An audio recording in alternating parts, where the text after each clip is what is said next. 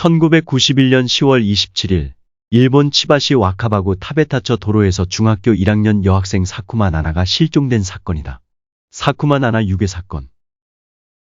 당시 사쿠마 나나는 당일 자정 무렵 3명의 동급생들과 함께 자전거를 타고 집에서 약 4km 떨어진 편의점에 야식을 사러 나온 상태였다. 학생들이 물건을 사고 돌아와 126번 국도를 건너던 오전 1시경 타베타처 근처까지 왔을 무렵 태풍의 영향으로 도로에 쓰러져 있던 나무에 자전거가 부딪혀 멈춰서 있었을 즈음이었다. 뒤에서 갑자기 낯선 남자가 잠깐 멈춰라. 여기서 뭘 하고 있지? 라고 물으며 다가왔다고 한다. 그 남자의 신장은 155cm쯤 되어 보였고 나이는 40대 중반 정도로 보였으며 청소년 생활지도원에 복장을 하고 있었다. 그는 4명의 학생에게 말했다. 16세 미만의 청소년이 밤 11시 넘어 돌아다니는 건 위법이다. 원래대로라면 경찰에 넘기겠지만 보아하니 너희들은 불량 청소년은 아닌 것 같으니 잠시 얘기만 들어주고 용서해주겠다. 거기 내가 대표로 따라와라. 그가 지명한 학생은 나나였다. 그 남자는 나나의 친구 3명에겐 너희들은 돌아가 있어. 몇 분 이야기만 하고 돌려보내만 하는 말을 남기고 나나를 데려갔고 그 남자와 나나는 국도 옆 작은 골목 쪽으로 가다가 이내 사라졌다. 나나의 집에 먼저 도착해 기다리던 친구 3명은 나나가 몇 시간이 지나도 돌아오지 않자 걱정을 하고 있었다. 그러던 와중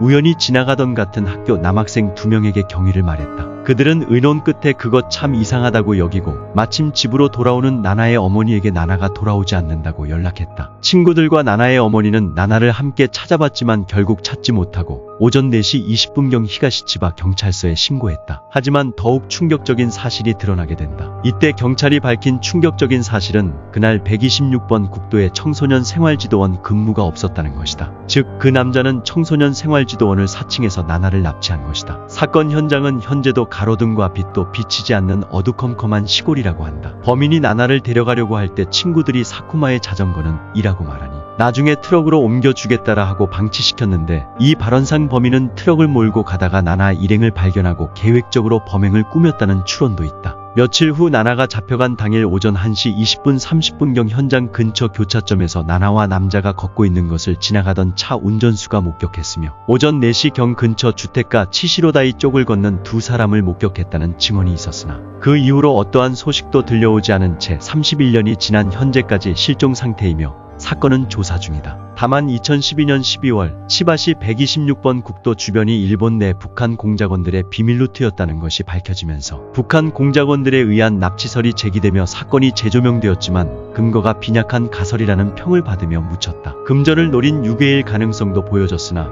자택엔 어떠한 요구 전화도 걸려오지 않았으며 사건은 현재까지도 진행 중이다. 또 다른 설로는 당시 근처에 있었던 주유소의 사장이 범인이 아니냐는 얘기가 있었는데 이 주유소는 납치 사건의 현장에서 불과 약 260m 정도 떨어진 사거리에 있는 곳이었는데 그곳 사장이 사건의 범인상과 닮아서 의심이 간다는 소문이 있었다. 하지만 현재 주유소는 없어진 상태이며 주유소 사장도 후에 지병으로 이미 사망했다는 얘기가 있다. 참고로 나나는 아버지가 안 계셨고 어머니, 할머니와 사는 3인 가족이었다. 나나가 실종되고 할머니는 충격으로 인해 1년 만에 세상을 떠났고 홀로 남은 어머니는 딸이 돌아올까봐 이사도 가지 않다가 10년 후인 2001년 아파트가 철거되자 친척집으로 가게 되었다. 이후로도 딸이 돌아오기를 바라며 신사에서 절을 한다고 한다.